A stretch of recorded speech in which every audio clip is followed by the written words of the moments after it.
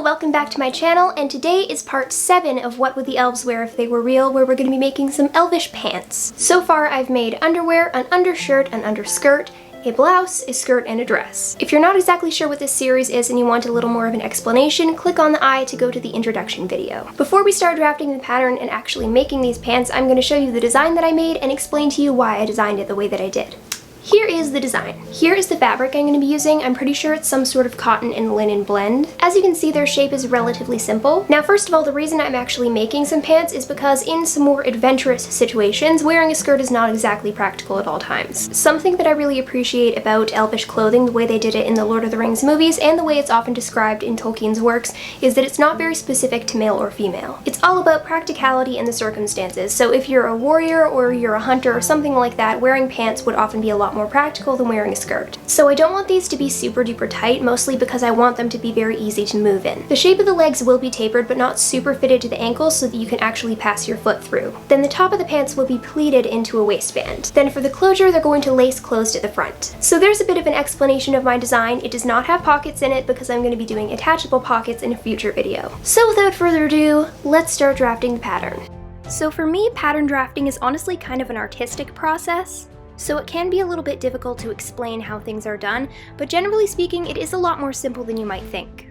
Some things are pretty self-explanatory, like to get the length of leg, you just measure the length of your leg, but I know that a lot of people aren't exactly sure where to start when they're drawing a curve. The answer is quite honestly just guess. I just eyeball it and you'll get better at it the more you practice pattern drafting. When in doubt, make a curve smaller than it needs to be or a straight line a little bit bigger than it needs to be, because you can always cut length off of something or cut a curve bigger. I've cut out the main pieces for the pants. So I have two pieces that look like this. It's very close to like a trapezoid or a tapered rectangle, but has these little pieces coming off the sides that go between your legs. So this is one leg of the pants, goes around your side, and then these little bits curve around your legs. I hope that kind of makes sense. Basically, the way we're going to sew these together is by putting them right sides together and sewing along this J shape. And then on the other side, you're going to sew along the bottom part of the J, but leave a few inches along the top, not sewn together, because that's going to be the closure in the front. This may seem incredibly weird right now, and it may not make any sense how this is going to turn into pants, but I promise you it's going to work. Now, often I am quite lazy, and I like to sew things using just a straight stitch or running stitch because I don't have time for backstitch. However, this seam, because it's the bit that's going between your legs, when you walk or separate your legs, this seam gets a lot of strain on it. So I very, very strongly advise you to do this with a backstitch. That's what I'm going to do, and I am going to sew it by hand as I do with everything in this series. So I'm going to sew one of the J's together and then half of the other J together, and then I'll come back to you and explain the next steps.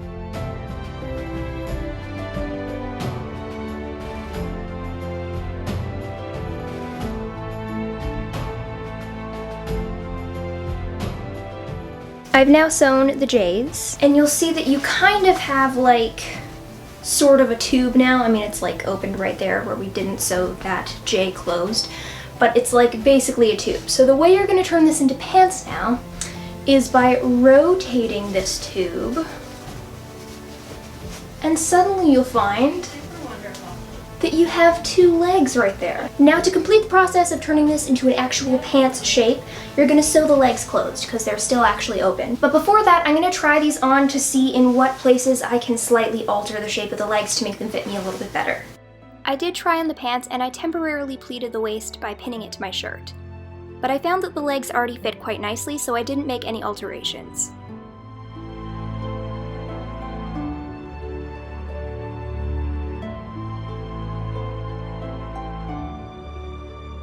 Hello! As you can see, I'm not wearing my Elvish garb, I'm doing the vintage. I actually wear this a lot more frequently than I do the Elvish style, but anyways, I've done some work on the pants. For the actual like leg seams that go all the way down the leg, I used a French seam, and then I felled the center seam that goes between the legs. Normally for felling, I take both of the seam allowances and fold them over to the same side and stitch them down. But for this, because the seam is in the middle, I wanted it to be symmetrical. So I took each of the different seam allowances and separated them and then fell them down on opposite sides, if that makes sense. So you can see there how this seam was folded over this way and this one was folded over this way. Then I continued felling each of the seam allowances upwards so that I could clean up the front opening. So this is currently inside out. Let me flip it. So this is what it looks like from the outside, but currently this thing has no waist at all. It goes straight down. So now I'm going to cut out a waistband. This is a really simple pattern piece. Basically, you just need a strip of fabric that is the measurement of your waist plus a little bit for seam allowance. Then for the width of the strip, decide how wide you want your waistband to be,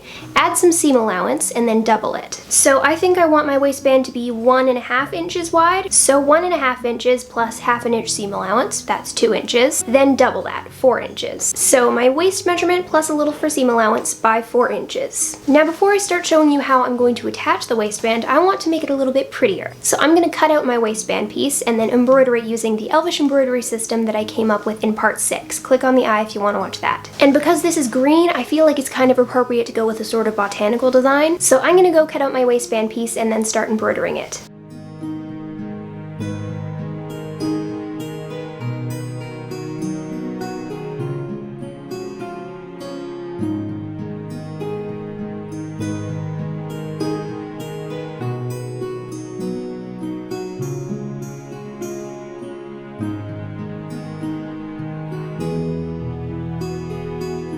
Welcome to another day of making these Elvish pants. Yesterday I spent most of my sewing time doing this embroidery and it's all done. I think it's really pretty. Now we're going to go over how to attach the waistband to the pants. The first thing you're going to want to do is pleat the pants so that the waist is the same measurement as the waistband. This can take a lot of measuring and weird finagling. I normally start by just kind of guessing, like making a random pleat in the middle and then equally on the sides. And then I measure the waist again and see, okay, how many more inches do I need to take off of this? And then I keep doing a pleat, measuring it again, and seeing if it matches this. There's a lot of super mathematical ways that you can do this, but that's all super complicated, and I just kind of go with the flow and see what works. For the embroidery, you'll notice that I only did it on the bottom half of the waistband. This is because it's going to be folded over lengthwise, and you're only going to see the bottom half anyways. So once you've pleated the pants, you're going to put the waistband right sides together with the waist of the pants. So you should have the good side of the embroidery facing inward, and the embroidery should be on the top half. Then once you've sewn a straight line across here,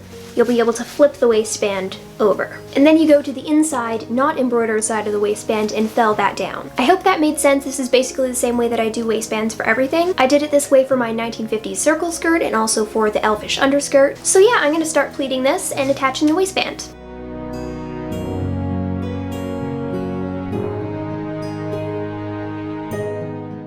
When it was time to flip the waistband over to sew the inside down, I also sewed the ends of the waistband closed to give them a clean finish.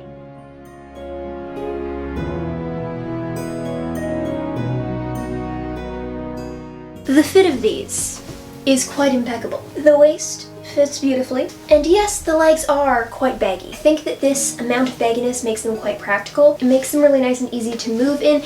They are more fitting than a skirt. They keep your legs individually warm, but it doesn't drag around. But they're also not super tight, so you can easily bend your legs. I think I could have stood to make them a little bit longer. I think I'll probably add some sort of cuff instead of hemming them. That way I won't be taking away from the length more. So I'll do some cuffs. I'll probably attach those in the same way as the waistband, only I won't gather them first. And then the only thing I have left to do is to do the eyelets that make the front lace closed. As per usual, I'll be doing hand-sewn eyelets. I have done almost 200 of these already in this series, so if you want to see how to do those, you can just check out one of the other videos. They're pretty simple. It's basically like making a buttonhole, only a little tiny circle. So I'm gonna go attach some cuffs and also start sewing the eyelets.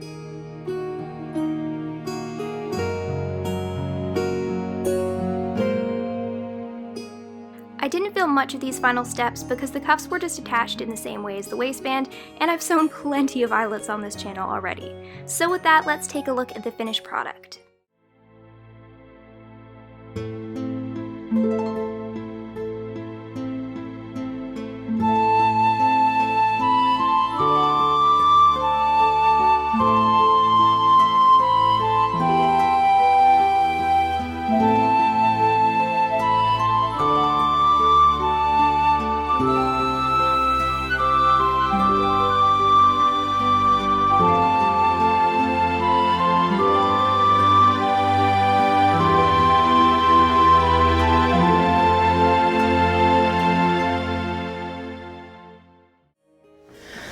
It is so freaking hot outside. But anyways, aside from the horrendous heat, I'm very happy with the finished result of these Elvish pants. This is not exactly the ideal time to be wearing pants because it's so incredibly hot outside, but once it is less torturously hot outside, I will really enjoy these pants. The overall silhouette with this shirt and the pants together, I definitely think it needs a little more like something more tight around the torso, and that is going to be fixed soon because I hope to soon make some Elvish armor, some kind of casual armor vesty situation. Things I like about these pants, they fit me beautifully. I really like the embroidery, and the embroidery didn't take me as long as I thought it was going to, because the embroidery goes all around the waist on these, and it is actually miraculously symmetrical. I just had to like draw it out freehand and try and make it symmetrical, and I think it actually is reasonably symmetrical, so that's cool. Now, of course, there is no cookie cutter, this is the way all clothes look in this particular time and place. That goes for basically all of our actual history. So that also applies to the elves. There are tons of different ways that you could do these pants. You could do a wider waistband if you wanted to. You could make them out of linen, you could make them out of wool, you could make them, I don't know, like lace at the knees or something so they could become shorts. I don't know, like there's tons of different things you could do. You could be super creative with it. I think they actually turned out to have quite a 1950s trouser silhouette, but they're not quite 1950s style pants because they have the spiral lacing in the front. Unfortunately, I've already gotten a stain on these pants, so that's fun. Now let's see, things I would change if I were to do this again. There's honestly nothing super specific that I'd like to change. I'm pretty happy with these. So I guess that's pretty much it with these Elvish pants. This is the 7th garment of this series, and there are many more things to come. Now excuse me while I go and get a glass of water and stand by the air conditioner for the rest of my life. Real quick before I finish off the video, I'd like to mention that I have an Etsy shop called Gwen's Vintage Box, where I'm selling vintage and antique curated boxes themed after different colors. So the link will be in the description if you want to check that out. So that would be it for today. I hope you enjoyed this video. Please comment, rate, subscribe, and all that jazz, and I'll see you guys next time. Bye!